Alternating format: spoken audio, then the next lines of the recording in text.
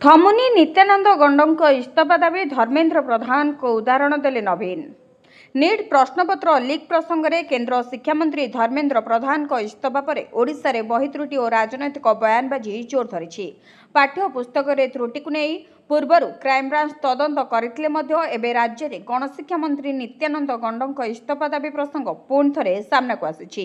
विरोधी दल नेता तथा बीजेडी सभापति नवीन पट्टनायक केंद्र मंत्री धर्मेंद्र प्रधान को उदाहरण दे गणशिक्षा मंत्री नित्यानंद गंड नैतिकता दृष्टि निज पदरु इस्तीफा देवा उचित बोली दाबी करछन्ती।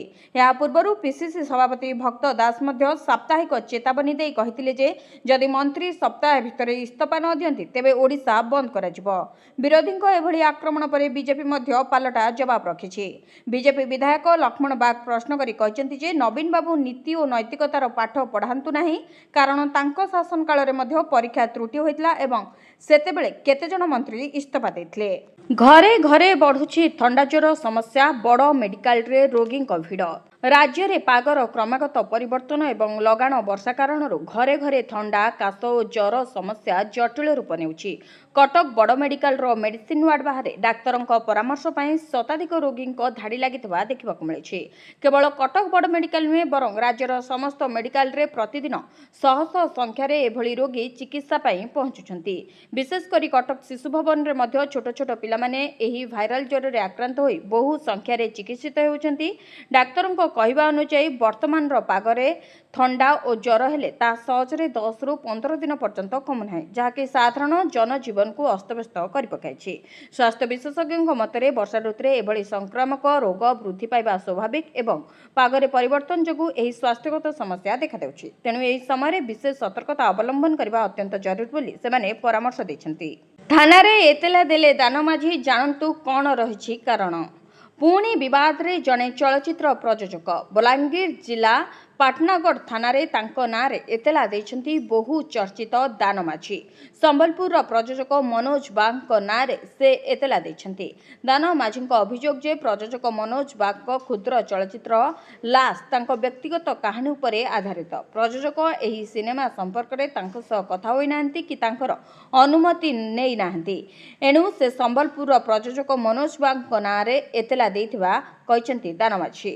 इंडो सिंगापुर अंतर्जातीय चलचित्र महोत्सव में प्रदर्शित सूचनायोग्य मनोज बाग एकाधारा जड़े निर्देशक, एडिटर, लेखक, अभिनेता एवं प्रयोजक। से क्षुद्र चलचित्र लाशर निर्देशनामा देवा सह यार प्रयोजना करथिले, जहाँ इंडो सिंगापुर अंतर्जातीय चलचित्र महोत्सव में ISFFA प्रदर्शित होइथिला।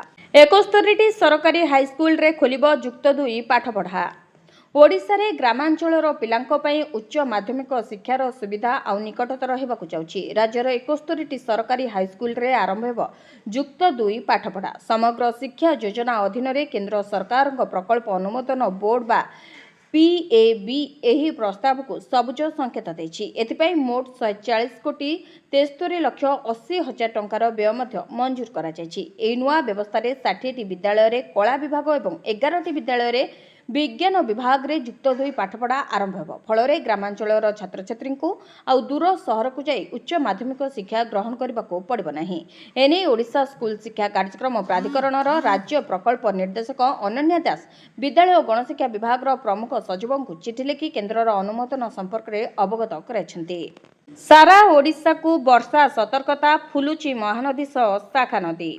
बंगोपसागर रे सृष्ट लघुचाप घनीभूत होई गभीर अवपातर रूप नेछि एवं यह पश्चिमबंग और ओडिशा मुहां होइछि। एहार प्रभाव रे सारा राज्य रे लगाण वर्षा जारी रहिछि, जहा फल रे जनजीवन अस्तव्यस्त होई पड़िछि। पाणीपाग विभाग रो आकलन अनुसार आसंता 4 दिन जाए राज्य रे वर्षा जारी रहिबो। भीषण वर्षा संभावना को दृष्टि रखी सुंदरगढ़, केन्दुझर और मयूरभंज जिला को रेड वार्निंग जारी करा जायतिबा बेले 19टी जिला को ऑरेंज अलर्ट और 8टी जिला को येलो वार्निंग दिया जायछि। उपरमुंडरे प्रबल वर्षा कारण महानदी समेत सालंदी, देवी आदि शाखा नदी गुड़िकर जलस्तर द्रुत गति में वृद्धि पाउछि। महानदीर बन्या जल आसी कटक ବଡମ୍ବାସ୍ଥିତ ପ୍ରସିଦ୍ଧ ଭଟ୍ଟାରିକା ମନ୍ଦିରକୁ ଛୁଇଁଥିବାରୁ ମାଙ୍କୁ ରୋଷ ଘରକୁ ସ୍ଥାନାନ୍ତର କରାଯାଉଛି।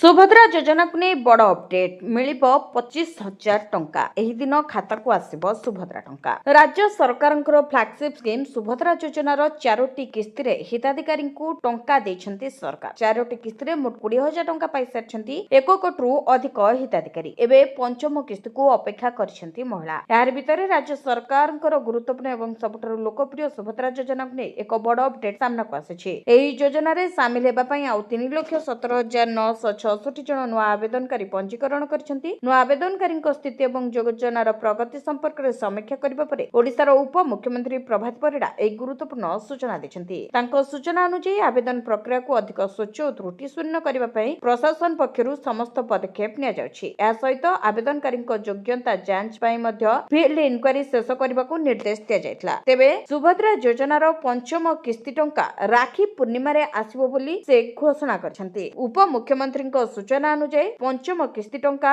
ରାକ୍ଷୀ ପୂର୍ଣ୍ଣିମାରେ ଆସିବ। ତେବେ ଏହି ଟଙ୍କା ସମସ୍ତ ଯୋଗ୍ୟ ହିତାଧିକାରୀଙ୍କ ଖାତାକୁ ପଠାଯିବ। ସେଭଳି ପୂର୍ବରୁ ଯେଉଁମାନେ ଟଙ୍କା ପାଇନାହାନ୍ତି ସେମାନଙ୍କୁ ଏକାଥରେ 25,000 ଟଙ୍କା ଦେବେ ସରକାର। ତେବେ ଆସନ୍ତା ଅଗଷ୍ଟ 28 ତାରିଖରେ ରାକ୍ଷୀ ପୂର୍ଣ୍ଣିମା ପଡୁଥିବାରୁ ଏହି ଦିନ ପୁଣି ହିତାଧିକାରୀଙ୍କ ଖାତାକୁ ଟଙ୍କା ଆସିବ। ବନ୍ଦ ହେଲା ହୀରାକୁଦ ଡ୍ୟାମର 6ଟି ଗେଟ୍, ଏବେ ଖୋଲା ରହିଛି ମାତ୍ର 2ଟି ଗେଟ୍। ଉପର ମୁଣ୍ଡରେ ବର୍ଷାର ପରିମାଣ କମିବା ସହ ହୀରାକୁଦ ଡ୍ୟାମକୁ ଆସୁଥିବା ଜଳ ପ୍ରବାହରେ ହ୍ରାସ ଦେଖାଦେଇଛି। ଏହାକୁ ଦୃଷ୍ଟିରେ ରଖି ଡ୍ୟାମ କର୍ତ୍ତୃପକ୍ଷ ବନ୍ୟା ଜଳ ନିଷ୍କାସନ ବ୍ୟବସ୍ଥାରେ ପରିବର୍ତ୍ତନ ଆଣିଛନ୍ତି। ପୂର୍ବରୁ ଏକାଧିକ ଗେଟ୍ ଦେଇ ଜଳ ନିଷ୍କାସନ କରାଯାଉଥିବା ବେଳେ ବର୍ତ୍ତମାନ 6ଟି ଗେଟ୍ ବନ୍ଦ କରାଯାଇଛି। ଏବେ ମାତ୍ର 2ଟି ଗେଟ୍ ଦେଇ ବନ୍ୟା ଜଳ ନିଷ୍କାସନ ହେଉଛି। ଡ୍ୟାମର ବର୍ତ୍ତମାନ ଜଳସ୍ତର 611.33 ଫୁଟ ରହିଛି।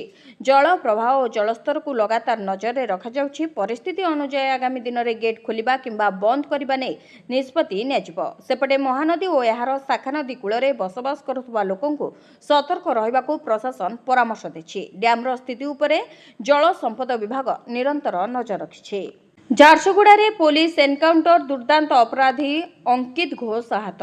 ଝାରସୁଗୁଡ଼ାରେ ଏନକାଉଣ୍ଟର, ଦୁର୍ଦ୍ଦାନ୍ତ ଅପରାଧୀ ଅଙ୍କିତ ଘୋଷକୁ ଏନକାଉଣ୍ଟର କରିଛି ପୋଲିସ। ବ୍ରଜ ରାଜନଗର ଥାନା ଅନ୍ତର୍ଗତ ଇବ୍ ନଦୀ ଘାଟରେ ପୋଲିସ ଏନକାଉଣ୍ଟର କରିଥିବା ସୂଚନା ମିଳିଛି।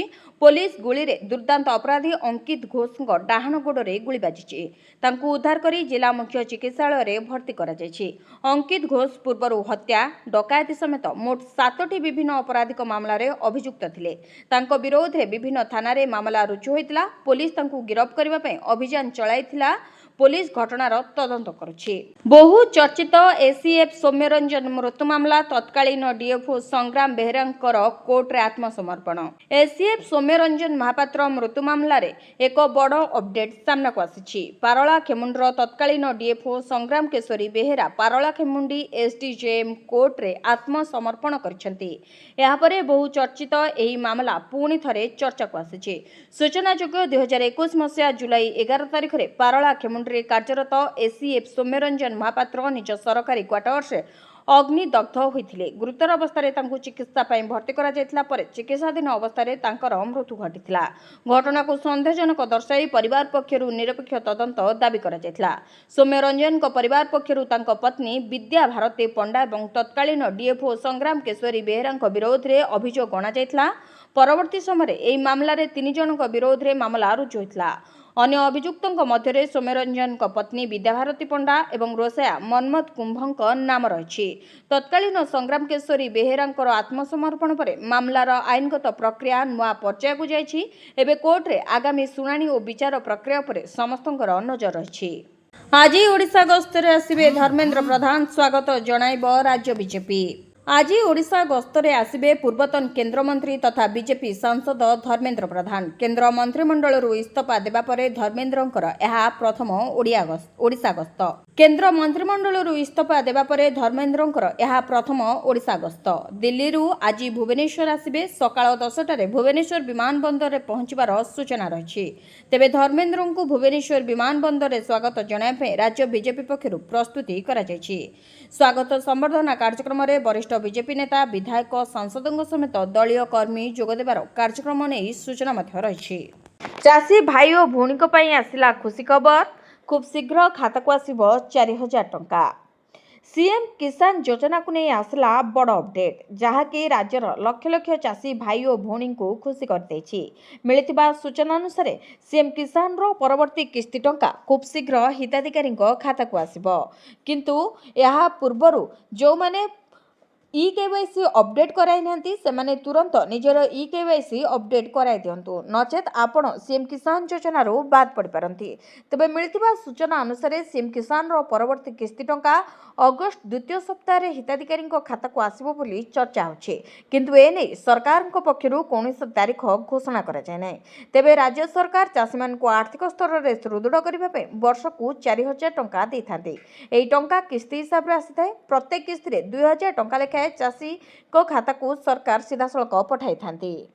आयुष्मान कार्ड रे केवल एही माने पाइबे सुविधा मिलुछि 5 लाख टंका पर्यंत मागणा स्वास्थ्य सेवा देशर वरिष्ठ नागरिकों पाई एक बड़ एवं गुरुत्वपूर्ण खबर अछि जदि आपणक घरे 70 वर्ष बा ताठारु अधिक बयसर व्यक्ति विशेष अछंती तेबे एही खबर खास सेमानक पाई कारण आयुष्मान भारत योजना अधीन रे एबे सेमानकु वार्षिक 5 लाख टंका पर्यंत मागणा चिकित्सा सुविधा मिलिबो सबठारु बड़ कथा हेउछि ए कार्ड तयारी करिबा पई आ सरकारी ऑफिस तोड़िबा को पड़िबो नाही डिजिटल इंडिया रो एही बड़ पदक्षेप जगु एबे आपण घरे बसी निज मोबाइल माध्यम रे ही आयुष्मान गोल्डन कार्ड डाउनलोड करि परिबे तेबे हॉस्पिटल रे एहार लाभ मध्य मिलिबो स्वास्थ्य विभाग अनुसार हिताधिकारी माने beneficiary.nhA.gov.in पोर्टल किंबा ऐप जरिया रे निजे केवाईसी कराई परिबे एथिपई प्रथमे आयुष्मान ऐप डाउनलोड करबा को पड़िबो निज मोबाइल नंबर सह एहाकु लॉगिन करिवे विवरणी रे निजर राज्य जिला परिचय पई निजर परिचय पत्र एवं राशन कार्ड रो तथ्य देबे तालिका रे निजर ना एवं मोबाइल नंबर आसीथिबा मोबाइल को आसीथिबा ओटीपी जरिया रे केवाईसी आरंभ करिवे आवेदन अनुमोदित हेबा परे सेही ऐप हि आपण निजर डिजिटल कार्ड प्रिंट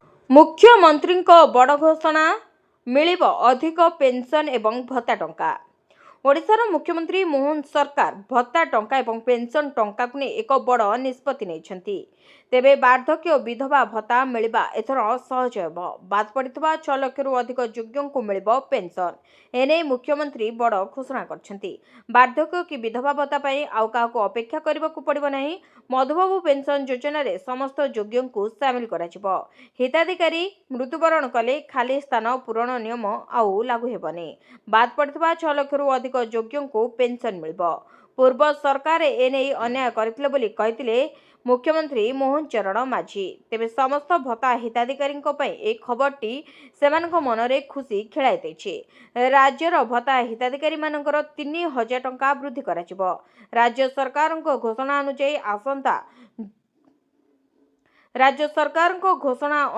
आसंता अगस्त 5 तारिख रु भत्ता राशि 3000 टंका वृद्धि करा जाउछि एई भत्ता वृद्धि परे वृद्धा विधवा दिव्यांग और अन्यान्य भत्ता हिताधिकारी माने पूर्व अपेक्षा अधिक सहायता राशि पाइबे बोली सरकार आशा रखिछन्ति एथि सहित से कहिछन्ति जे देश रे बढ़ुतबा महंगा को लक्ष्य रे रखी हिताधिकारी जीवन यापन को सहज और सरल करने एही निष्पत्ति निया जायछि वृद्धि पाइतबा टंका डीबीटी माध्यम रे समस्त हिताधिकारी अकाउंट को जीव जाकि भत्ता हिताधिकारी को खुश कर देछि किंतु एहा पूर्वरु जदि आपण माने केवाईसी अपडेट कराई नाहंती किंबा कंप्लीट करि नाहंती ताले तुरंत आपण केवाईसी अपडेट कराई दियंतु कारण जदि आपणकर केवाईसी अपडेट हो नहीं ताहले आपण अनेक प्रकार सरकारी योजना रो वंचित हेबे तेणु केवाईसी को तुरंत एक्टिव करांतु सरकार सब योजना रे शामिल हुंतु एवं भत्ता टंका 3000 टंका मध्य पांतु लेबर कार्ड थिले सरकार देबे 3500 टंका जानंतु पाइबे केमिति श्रमिक मानक पई सरकार अनेक समय विभिन्न प्रकार योजना कार्यकारी करुछन्ते किंतु ए योजना संपर्क रे अधिकांश जानि नथिबारु एहार लाभ उठाई पारनांती सरकार को पक्षरु प्रदान करा जाउतवा लेबर कार्ड माध्यम रे सरकार श्रमिकों को 1000 टंका ठारु आरंभ करी 3500 टंका पर्यंत देउछन्ते ए लेबर कार्ड लाभ उठाइबा को चाहुतिले एथि पई कोन करबा को हेबो ताहा जानिबा निहाती जरूरी केउ माने ए कार्ड पाई परिबे वार्षिक आय केते होइतबा आवश्यक केउ श्रेणीर श्रमिक एथिरे शामिल होई परिबे ताहा जानिबा नित्यंत आवश्यक तेबे एई कार्ड माध्यम रे श्रमिकों को परिचय होई परिबो एवं सेमानकु विभिन्न योजना रे सुविधा जोगाई दियजिबो श्रम संसाधन विभाग पक्षरु एई योजना परिचालित होउछि स्किल मिशन अधीनर एई कार्ड ପାଇଁ ଆବେଦନ କରିପାରିବେ ଶ୍ରମିକ। ଏହାଦ୍ୱାରା ସରକାରଙ୍କ ପାଖରେ ଶ୍ରମିକଙ୍କ ବାବଦର ସମସ୍ତ ତଥ୍ୟ ରହିପାରିବ। କାର୍ଡ ପାଇବା ପରେ ଶ୍ରମିକଙ୍କୁ ଏକ ରେଜିଷ୍ଟ୍ରେସନ ନମ୍ବର ଦିଆଯିବ। ଏହି ରେଜିଷ୍ଟ୍ରେସନ ନମ୍ବର ମାଧ୍ୟମରେ ସମସ୍ତ ଯୋଜନାର ଲାଭ ପାଇପାରିବେ ଶ୍ରମିକମାନେ। ଏହି ଯୋଜନାର ଲାଭ ସମସ୍ତ ଶ୍ରମିକଙ୍କୁ ଯୋଗାଇ ଦିଆଯିବ। ଏହି କାର୍ଡ କେବଳ ସହାୟତା ନୁହେଁ ବରଂ ଶ୍ରମିକଙ୍କ ଦକ୍ଷତା ଅନୁଯାୟୀ ସେମାନଙ୍କୁ କାମ ମଧ୍ୟ ଯୋଗାଇ ଦିଆଯିବ। ଏହି କାର୍ଡ ପାଇବାକୁ ହେଲେ ଶ୍ରମ ସଂସାଧନ ବିଭାଗର ୱେବସାଇଟ୍ ଭିଜିଟ୍ କରିବାକୁ ପଡ଼ିବ। ତେବେ ଏହି କାର୍ଡ ପାଇଁ 1 ବର୍ଷ ପୂରଣ ହେବା ପରେ ସାଇକେଲ କ୍ରୟ ପାଇଁ 3,500 ଟଙ୍କା ମିଳିବ। ସେଭଳି ଶ୍ରମିକଙ୍କ ପାଇଁ ଉପକରଣ କିଣିବାକୁ ସରକାର ଲେବର କାର୍ଡ ମାଧ୍ୟମରେ 15,000 ଟଙ୍କା ଯୋଗାଇ ଦେବେ। କେବଳ ନିର୍ମାଣ କାରିଗରଙ୍କୁ ଏହି ସୁବିଧା ଦିଆଯିବ। ସେଭଳି ଘର ତିଆରି ପାଇଁ 20,000 ଟଙ୍କା ଦେବେ ସରକାର। ଏଥିପାଇଁ 3 ବର୍ଷ ପୂରଣ ହୋଇଥିବା ଆବଶ୍ୟକ। ଖାଲି ସେତିକି ନୁହେଁ, ବାର୍ଷିକ ଚିକିତ୍ସା ସହାୟତା ବାବଦର ଅର୍ଥ ରାଶି ଦେବେ ସରକାର। ଏଥିପାଇଁ 3,000 ଟଙ୍କା ଦେବେ ସରକାର। ସେଭଳି 60 ବର୍ଷ ପରେ ଏହି ଯୋଜନାରେ ଶ୍ରମିକଙ୍କୁ ପେନସନ ମଧ୍ୟ ଯୋଗାଇ ଦେବେ ସରକାର।